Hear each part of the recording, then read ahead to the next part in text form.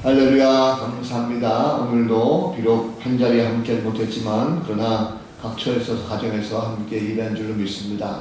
우리 옆 사람과 함께 우리 가정이니까 함께 인사 나누도록 하겠습니다. 반갑습니다. 잘 오셨습니다. 은혜 받읍시다. 감사합니다.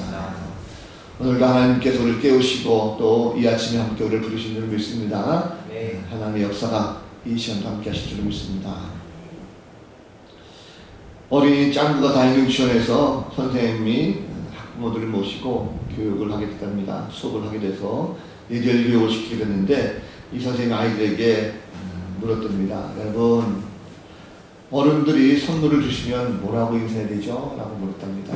그랬더니 아이들이 잘 몰랐나 봐요. 선생님이 눈치 주면서 다자로 끝나요 라고 얘기했답니다.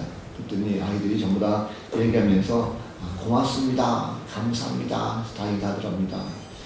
그런데 짱구가 옆에서 기다렸대요. 뭘 이런 걸 다 이렇게 했답니다. 그래서 선생님이 학부모들 앞에니까 얼마나 당하게 됐겠어요. 그래서 이 사태를 수습하기 위해 가지고 서둘러서 다른 질문을 또 했답니다. 여러분, 만약에 여러분들이 실수로 창문을 깼을 때 어른들에게 사과드려야 되죠? 어떻게 사과해야 되죠? 하고 이건 역시 다자로 끝납니다 라고 얘기했대요. 그랬더니 애들이 손을 들면서 죄송합니다, 미안합니다 라고 대답을 했답니다. 자, 그런데 그때 우리의 짱구가 이렇게 대답을 해가지고 선생님을 뒤로 넘어가겠대요. 이걸 어쩐다 이렇게 되겠대요. 그래서 모두가 뒤로 넘어졌던 얘기했습니다. 최근 코로나19 때문에 이게 확산되면서 많은 분들이 정말 이걸 어쩐다 해서 고민하고 걱정하는 분들이 많이 있는 것 같아요. 참 막막하게 하는 분이 있습니다. 그러나 너무 걱정하지 마시기 바랍니다. 인간은 부족하지만 하나님은 안전하십니다. 눈에 보이는 환경이 도저히 우리는 할 수 없다라고 할지라도 하나님은 모든 것을 다 하신 분이십니다. 힘을 내시기 바랍니다. 오늘의 말씀을 통해서 다시 한번 우리가 힘을 얻고 새롭게 시작할 수 있는 복된 성도들 다 되시기를 주님의 이름으로 간절히 축복합니다. 자, 12월입니다. 올해 마지막 달이죠. 자, 그런데 12월 마지막 달이기도 하지만 또 12월을 시작하는 첫 주일이기도 합니다. 이맘때쯤 되면 지나온 시간들을 쭉 돌아보면서 잘못한 것이 있다면 빨리 정리하고 그리고 뭔가 새롭게 뭔가 이루려고 하는, 결실을 보려고 하는 그런 사람들이 많이 있습니다. 자, 여러분들 지난 11개월 동안 무엇을 결심하셨습니까? 또 새롭게 시작하는 이 12월 달 마지막 달을 어떤 마음을 가지고 출발하셨습니까? 눈에 보이는 열매를 맺고자 열심히 노력하고 또 수고하는 것도 중요하지만 우리 성도라고 한다면 적어도 영적인 부분에 있어서 뭔가 부족하지 않았는지 다시 한번 돌아볼 필요가 있습니다. 혹시라도 내 생활 가운데에 영적 부족한 것이 있다고 한다면 다시 회복할 수 있도록 잘 준비해서 출발하는 것이 굉장히 중요합니다.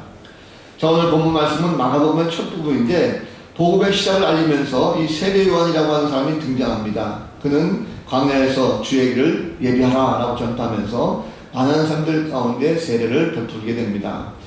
그는 낙타 털옷을 입었고 가족들을 띄웠습니다. 그리고 메뚜기와 석정을 먹고 지냈습니다. 그리고 곧 오실 메시아에 대해서 자신은 그의 신발끈을 풀기도 감당하지 못하겠다 하면서 자신은 물론 세례를 베풀었지만 내 뒤에 오시는 그분은 바로 성령으로 세례를 베풀 것이다 라고 말씀하고 있습니다.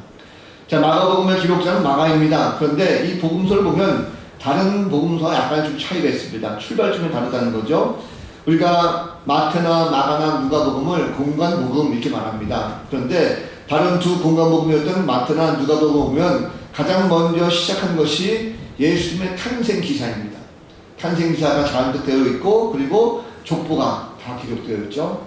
마가복음은 그것이 없습니다. 마가복음은 그런 내용이 없이 그냥 단도직입적으로 복음의 시작이다 라고 말하고 있어요.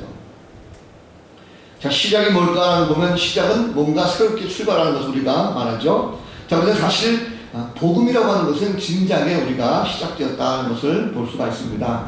이미 오래전부터 하나님께서 이스라엘 백성들을 택하셔서 그들을 구원하셨죠. 자, 도저히 있을 수 없는 일을 이미 이들은 경험했습니다. 애굽에서 한 민족, 한 집단이 이주해서 가나안 땅에 들어가기라는 것은 도저히 이것은 불가능한 것이죠. 하나님의 전적인 은혜가 아니면 있을 수가 없는 것입니다. 자, 출애굽에서부터 광야를 거치고 가나안 땅에 들어가는 모든 과정이 이들에게 있어서는 하나의 매 순간이 새로운 출발점이고 새로움의 시작이었습니다. 자, 400명 이상 노예 생활했던 이 백성들이 약속의 땅 가나안으로 들어가서 정착하게 되었어요. 이것을 하나님께서 하실 거죠. 한 국가를 이루고 그 땅에 정착하면서 풍요로운 생활을 시작하셨습니다. 자, 그런데 이스라엘 백성들이 또 다른 것을 경험하게 하시죠. 하나님께서 이들이 말씀에 불순종했을 때에 우상을 숭배하고 잘못된 길을 가게 됐을 때에 그 나라는 망하게 되었고, 그리고 백성들은 머나먼 이국 땅으로 포로로 끌려가는 이런 고통이 있었습니다. 또다시 고통 가운데 전락하게 되는 이 모습으로 보게 됩니다. 자, 그런데 이러한 상황 속에서도 하나님께서 이 민족을 버리지 않으셨어요. 구약의 선지자들을 통해서 꾸준하게 선포하시기를 메시아를 보내서 다시금 너희를 회복시키겠다고 하나님 말씀을 하고 있었습니다. 이미 복음을 다 들었습니다. 그래서 매일매일 말씀대로 살려고 이들은 노력을 하고 있었어요. 오실 메시아를 기다리면서 그분만 오시면 모든 인생이 다 새롭게 시작될 것이다라고 하는 이런 기대감을 가지고 이들을 살고 있었습니다. 인생이라는 것이 그렇죠. 인생을 살다 보면 매 순간이 바로 시작입니다. 어제라고 하는 것이 이미 지나갔어요. 어제가 지나갔으면 오늘은 이제 또다시 새로운 시작입니다. 어제가 과거라고 한다면 오늘은 내 인생에 있어서의 또 다른 시작을 알리는 새롭게 시작한 날이죠.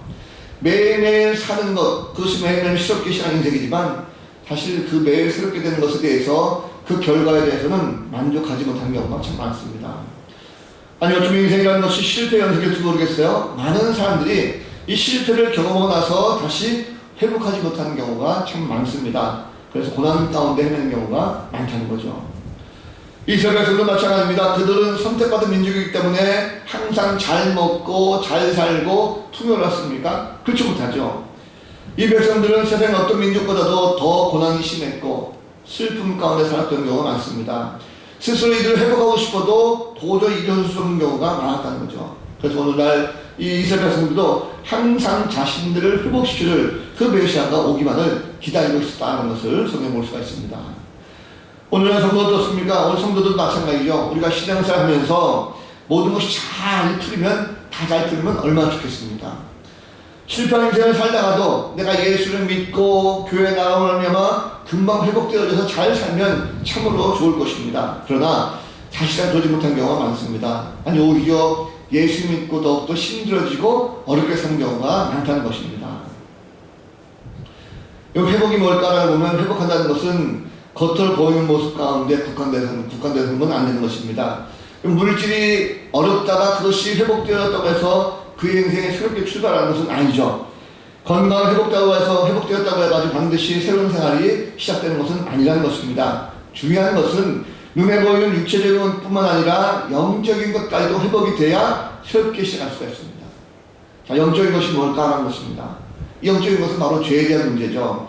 우리의 죄에 대한 문제, 내 안에 있는 모든 죄악된 문제들이 먼저 해결되지 않으면 아무리 환경이 바뀐다 할지라도 결코 새롭게 시작할 수가 없다는 사실입니다. 영적인 것은 우리가 하는 것이 아니라 하나님께서 주관하십니다. 자, 모든 것이 온전하게 회복되려면 하나님께서 새로운 마음을 주셔야 이것이 가능하다는 것이죠. 하나님만 우리를 새로운 모습으로 시작할 수가 있다는 사실입니다. 자, 이스라엘 백성을 보면 오래전부터 하나님을 알고 있었고 하나님을 믿고 있었어요.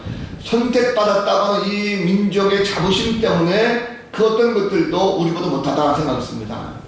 세상 다른 민족들 다 심판받더라도 우리만큼은 멸망하지 않을 것이라고 하는 확신이 있었어요. 하나님께서 주신 율법, 말씀이 그 가운데 있었기 때문에 이들은 이미 복음이 무엇인지를 알고 있었습니다. 자, 그런데도 불구하고 마가는 오늘 성경 시작하면서 자신이 기록한 이 복음서의 첫 부분 가운데 복음이 시작됐다라고 선포하고 있어요. 자, 복음이 시작됐다는 것은 회복을 위한 좋은 소식이 있다는 말씀이죠. 그렇다면 회복은 어떻게 이루어지는 것인가 라는 것입니다. 오늘 말씀 보니까 회복은 첫 출발점이 바로 예수 그리스도의 복음을 준비함으로 시작됐다는 것을 말씀하고 있습니다. 자, 이 마가복음의 1차적인 수신자는 누구냐면 이 마가복음을 쓰일 때는 당시에 로마 제국의 통치하에서 핍박을 받고 있었던 초대교회 교인들을 대상으로 이 복음서가 기록되어 있습니다. 자칫 자신의 생명까지도 위협받는 엄청난 박해 가운데 이들은 정말 메시아 오심을 간절하게 기대하고 준비하고 있었습니다. 그들에게 마가가 하나님의 말씀을 통해서 이들에게 복음을 전합니다. 복음이 뭘까 하는 것인데 복음은 말 그 차대로 복된 소식, 이것을 우리가 복음 이렇게 말합니다. 듣기 좋은 소리가 아니죠. 설탕받은 소리가 아니라 바로 좋은 소식을 말합니다. 자, 마가복음은 마가가 쓸 때에 가장 좋은 소식, 복음, 이것이 뭘까라는 것인데, 오늘 특별히 마가가 쓴 것은 하나님의 아들 그분, 바로 예수가 그리스도라는 것을 말씀하고 있습니다. 자, 복음의 핵심은 크게 두 가지입니다. 하나는 뭐냐면 예수가 누구인가라는 것인데, 바로 그분은 하나님의 아들이다라는 것입니다. 그분은 하나님의 아들이라는 것과 또 한 가지는 그 아들 예수가 곧 그리스도다라고 하는 것, 이것이 바로 복된 소식, 복음이라는 것을 말씀하고 있습니다. 자, 예수가 그리스도라는 선언은 다시 말하면 구약에 예언되어 있는 기름 부음 받은 왕과 선지자, 제사장, 이 모든 소명을 완성하실 분, 곧 다시 말하면 그분이 이 땅에 오셔서 우리를 다스리시고 우리를 진리로 인도하시고 우리의 모든 죄의 문제를 해결하실 분, 구세주가 바로 예수다라는 것을 고백한 것입니다. 그분은 바로 하나님의 아들이라고 했어요. 하나님의 아들이라는 것은 인간이 아니라 곧 신성을 가지신 분이십니다. 그렇기 때문에 우리가 하나님을 잘 볼 수 있는 것, 예수님을 볼 때에 하나님을 볼 수가 있습니다. 우리는 하나님의 아들 예수 그리스도가 이 땅에 오신 것에 대해서 믿고 그분을 고백하고 그것을 우리가 따라갈 때, 이것이 바로 복음의 시작이다라는 것을 성경은 말하는 것입니다. 복음은 이미 예언자 이사야 선포가 있었습니다. 그것이 새롭게 시작됐다는 것이죠. 이사야 선지자는 이사야 4장 3절 말씀 가운데 이렇게 말씀합니다. 외치는 자의 소리여 이르되 너희는 광야에서 여호와의 길을 예비하라. 사막에서 우리 하나님의 대로를 평탄하게 하라 라는 말씀하고 있습니다. 오늘 이 말씀을 마가는 인용하면서 이 말씀 가운데 보면 이 말씀은 구약에 이미 예언된 두 말씀을 같이 인용하는 것입니다. 이사야 선지자의 선포는 출애굽기 23장 20절 말씀을 포함하고 있습니다. 그 말씀 보면 내가 사자를 내 앞서 보내어 길에서 너를 보하여 너를 내가 예비한 곳에 이르게 하리니 한 말씀이었습니다. 이 말씀하고 구약의 마지막 말씀 말라기 3장 1절 말씀은 같이 포함해서 한 것입니다. 만군의 여호와가 이르노라 보라 내가 내 사자를 보내리니 그가 내 앞에서 귀를 준비할 것이요 또 너희가 구하는 바 주가 갑자기 그의 성전이 말이니 곧 너희가 삼하는 바 언약의 사자가 임하실 것이라. 이 말씀을 이사야 선지자의 말씀 가운데 담고 있습니다. 이사야 선지자의 말씀은 포로기 이후 가운데 시리와 절망 가운데 빠져 있는 이 이스라엘 가운데 다시금 회복과 그리고 새로움을 시작할 수 있는 그 약속의 말씀을 선포하고 있어요.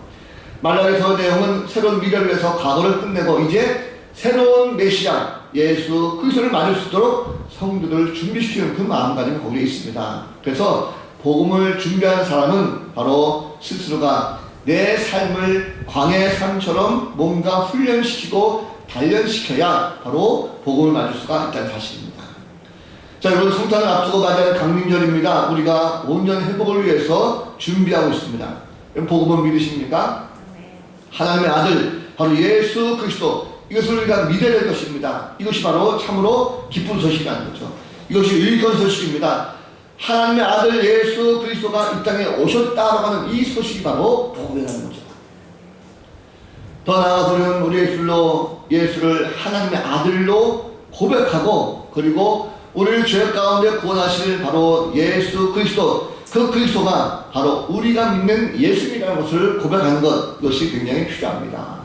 우리는 이미 예수를 구주로 영접했습니다. 그리고 이미 구원받은 존재들입니다. 죄의 굴레로부터 완전하게 자유를 얻었고 이제는 하나님의 아들이 되는 권세를 우리 가운데 주셨어요.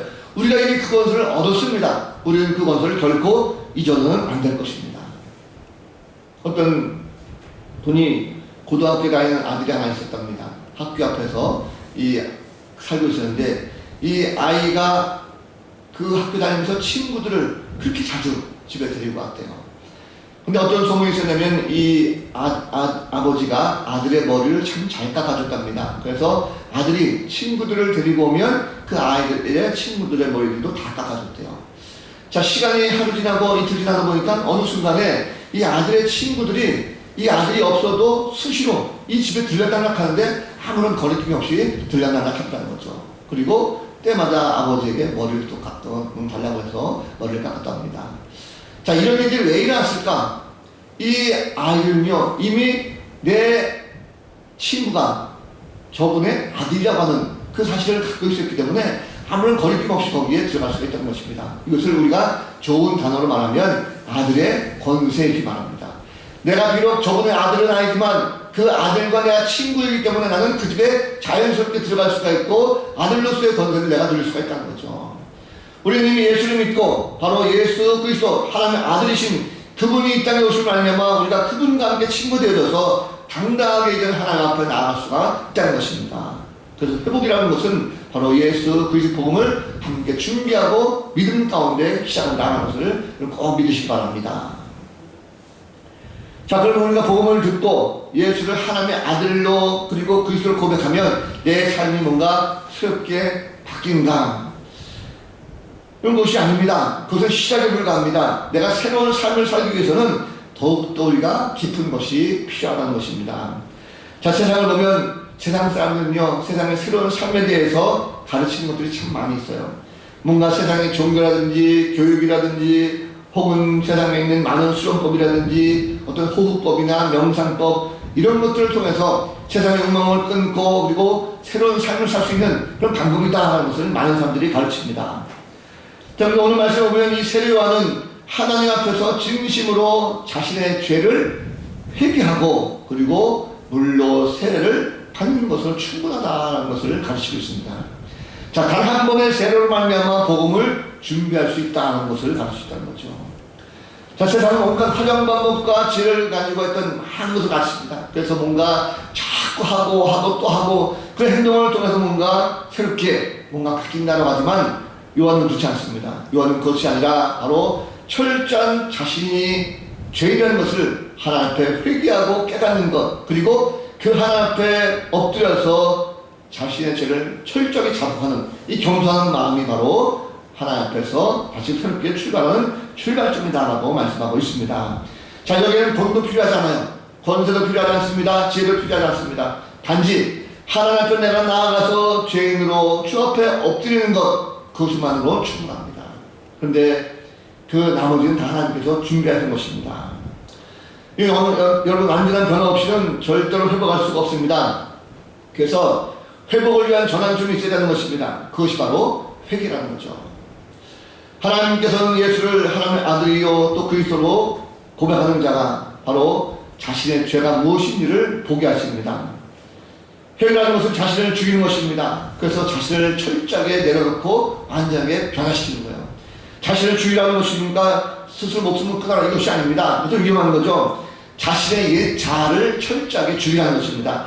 과거에 내가 예수를 믿지 않았을 때에 행했던 많은 모습들 이 모든 것들을 철저하게 다 죽여버리고 완전하게 변하지 않으면 나는 결코 세워질 수가 없다는 것입니다. 그래서 그 방법을 통해서 다시금 새로워질 수 있는 것인데 그것이 세례를 받는 것이다 하는 것입니다. 때문에 여기서 중요한 것이 있습니다. 그러면 세례를 받으면 무조건 다 내 옛 자아가 죽고 깨끗해지는 것인가 라는 것인데 그것은 아닙니다. 철저한 자신을 내려놓고 회개가 먼저 이루어지는 것이고 그 회개로서의 고백을 통해서 내가 이제 하나님의 참된 자녀가 됐습니다라고 하는 이 세례의 의식을 통해서 다시 한번 하나님 앞에 고백을 하는 것입니다. 자신을 완전히 바꾸려는 다시금 회복될 것이고 새롭게 시작할 수가 있습니다. 우리는 할 수 없습니다. 그런데 주님께서 해주시는 거예요. 나는 죄를 고백하는 것이 힘들고 어렵지만 주님이 나를 붙들고 내 죄를 고백하게 만들어 주시는 것입니다. 그럴 때 진정으로 회복이 된다는 거죠.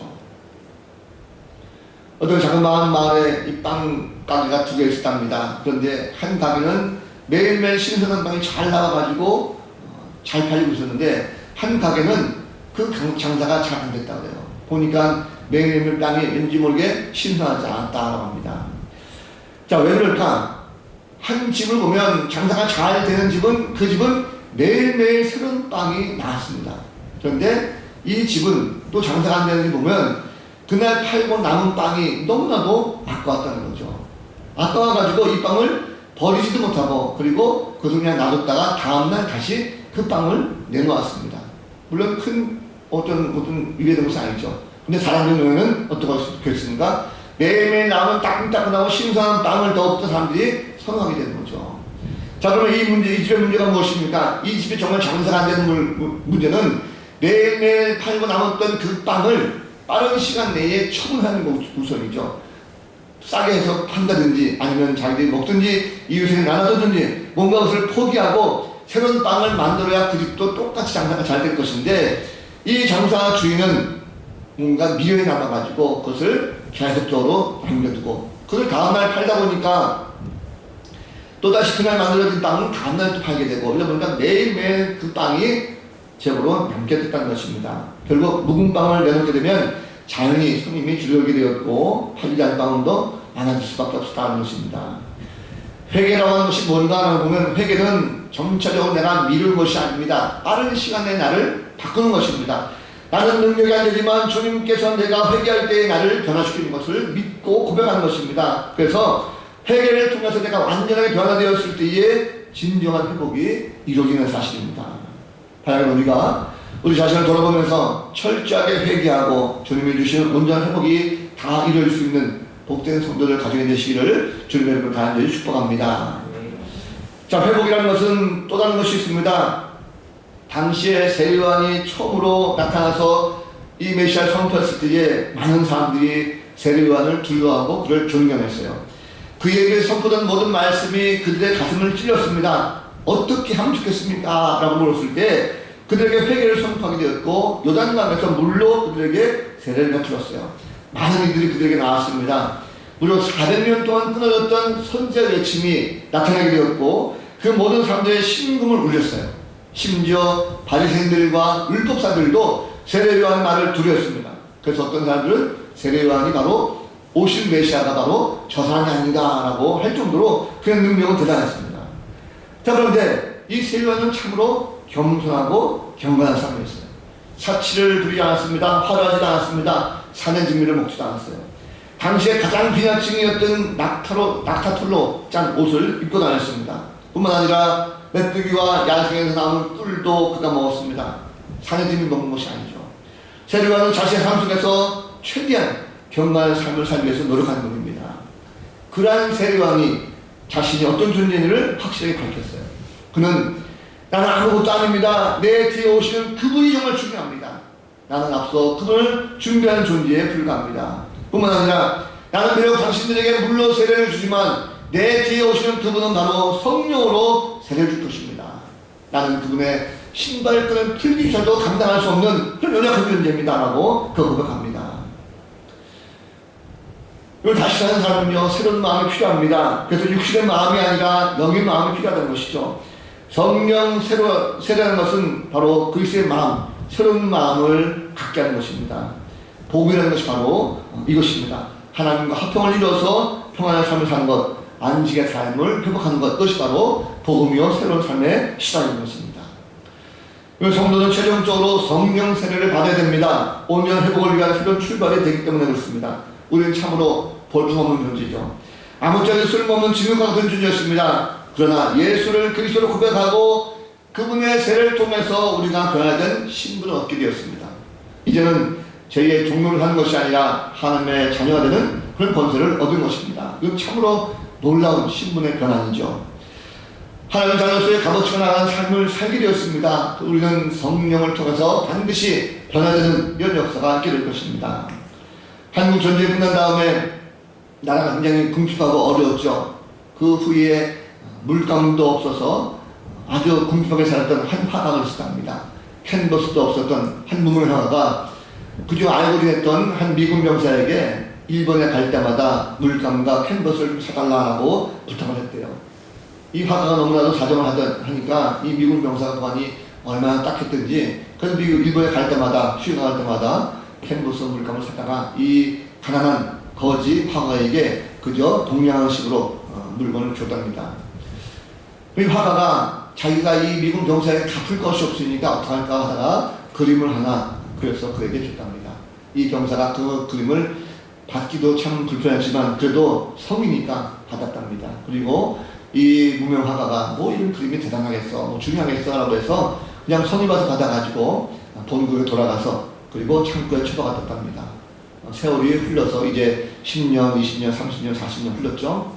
이 병사가 나이 들었습니다. 노년에 살다 보니까 생활이 굉장히 궁핍해졌다 그래요.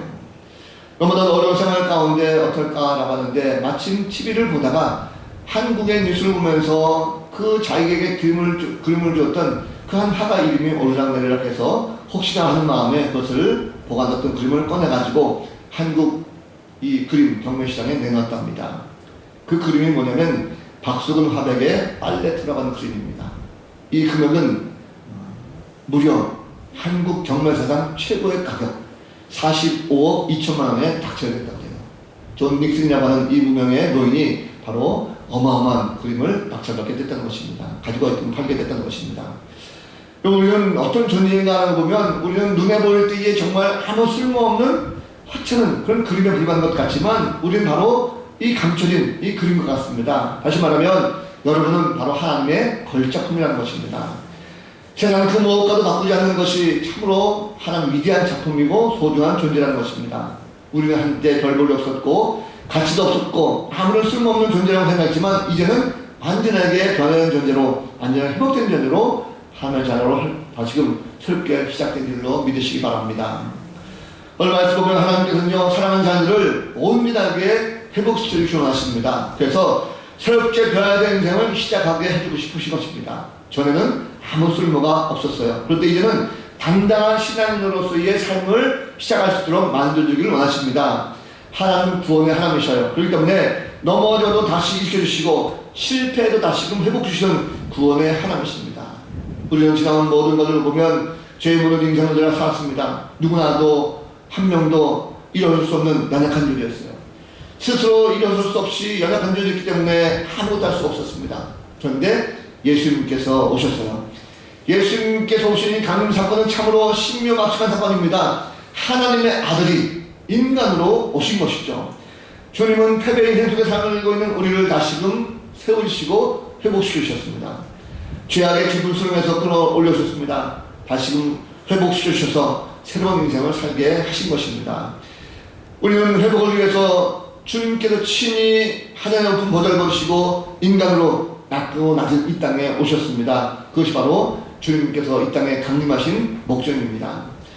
인간으로 오신 주님은 친히 십자가 지시고 돌아가시고 부활하심을 알려마 우리를 모든 죄로부터 완전하게 자유함을 누리게 하셨어요. 인생을 보면 참으로 매 순간이 시작하는 것이고 그 새로운 시작은 참으로 중요합니다. 과거의 실패의 모든 인생을 다 뒤로하고 온전하게 시작하고 출발하는 것 참으로 중요하게 된 것이고 그것이 다 회복되어지면 얼마나 좋겠습니까? 여러분, 성도의 회복이라는 것은 과거의 마침표를 찍고 그리고 하나님으로부터 시작되는 새로운 마음을 가지고 시작하는 것, 그것이 바로 회복을 향한 첫 출발점이다 라는 사실을 우리가 결코 잊어서는 안 될 것입니다. 회복이라는 것은 내 마음을 이루는 것이 아니라 하나님의 은혜로 시작되는 것입니다. 바로 우리가 예수를 하나님의 아들이시오 그리스도라고 하는 고백을 통해서 회복의 출발점이 된다는 사실을 믿으시기 바랍니다. 그리스도를 향한 고백과 진정한 회개가 없으면 회복은 결코 이루어지지 않습니다. 내 자신을 철저하게 회개하고 그리고 성령을 통해서 새롭게 변화된 내 삶을 통해서 우리는 다시 한번 새로운 출발을 할 수가 있다는 사실입니다. 우리를 회복시키신 그 주님은 지금도 성령으로 우리 안에 역사하고 계십니다. 온전한 회복은 우리가 주님께 주시는 그 새로운 고백을 통해서 새로운 인생을 출발할 때에 이루어지는 사실입니다. 자, 하나님께서 초대교회 성도들에게 이 세례요한의 외침을 듣고 오신 메시아를 기다리게 하면서 그들은 철저하게 회개하고 물세를 통해서 자신을 철저하게 죽이고 그리고 말씀을 바로 설려고 무덤에도 애를 쓰는 걸 볼 수가 있습니다. 성령 오심을 사모하고 그리고 메시아와 만나기를 고대하면서 삶의 새로운 전환점을 만들어가는 이 신앙인들의 모습을 찾아볼 수가 있었습니다. 결국 이들은 예수 그리스도의 오심을 이들은 만나게 됐습니다. 주님께서 육신으로 오셨다는 것을 그들의 눈으로 직접 보고 참 메시아를 만나는 이런 축복을 누리게 된 걸 볼 수가 있습니다. 주를 고백하고 물과 성령으로 거듭난 성도들은 삶이 새롭게 변화되는 이 모습을 찾아볼 수가 있습니다. 육체적인 것을 추구하는 것이 아니라 바로 영적 회복의 온전함을 날마다 경험하는 그런 성도가 될 것입니다. 오늘날 이 예배에 참여해서 함께 말씀을 듣는 모든 성도들도 주님께서 오심을 말미암아 더욱더 새롭게 변화되는 내 인생을 경험하게 될 줄로 믿습니다. 사랑하는 성도들은 이제 12월달이 시작됐습니다. 지금 강림절기입니다. 주님이 오신 성탄절을 우리가 앞에 두고 있습니다. 주님의 오심은 바로 우리를 모든 죄로부터 다 풀어주시고 회복시키셔서 다시 새롭게 출발하게 하시는 하기 위한 목적으로 주님께서 떠내 오십니다. 비록 코로나가 다시 한번 기승을 부리면서 삶이 힘들고 어렵고 낙심되지만 분명한 것은 이 모든 환경 속에서도 주님이 오셔서 우리 모든 것을 다시금 회복시키시는 사실을 우리가 알아야 될 것입니다. 그것을 믿음으로 바라보는 성도들이 다 되었으면 좋겠습니다. 한 주간 동안 영적 생활을 계속해서 후퇴하지 마시고 항상 기도하시고 찬송하고 말씀 보는 그런 성도들 되셔서 다시금 우리를 향한 하나님의 뜻이 무엇인지 알고 회복을 향해서 한 걸음 한 걸음 출발할 수 있는 복된 성도들 다 되시고 그 가운데 큰 승리를 누리시는 귀한 성도들 되시기를 우리 구주 예수 그리스도 이름으로 간절히 축원을 드립니다. 기도하겠습니다. 거룩하신 하나님, 강림절기를 맞이해서 이제 하나님의 아들 예수 그리스도의 복음의 시작을 말씀을 통해서 깨닫습니다. 주님께서 오심을 마음속에 준비하면서 먼저 우리 잘못된 모든 모습들, 육적인 것, 영적인 것 주 앞에 먼저 회개하게 하시고 철저하게 나를 죽이며 다시금 성령을 통하여 회복되어지는 기한 역사가 우리 가운데 있게 하여 주옵소서. 성도들 마음 가운데 질병을 말미암아 고통받고 두려워하고 걱정할 것이 아니라 자신이 모든 것을 회복시키시고 새로운 용기와 꿈을 가지고 출발할 수 있도록 인도하시는 그 주의 능력을 다시 한번 덧입혀 주셔서 어쩌면 한 주간 동안도 믿음 가운데 승리하는 주의 백성들 되게 하여 주옵소서. 감사드리옵고 예수 그리스도 이름으로 간절히 기도하옵나이다. 아멘.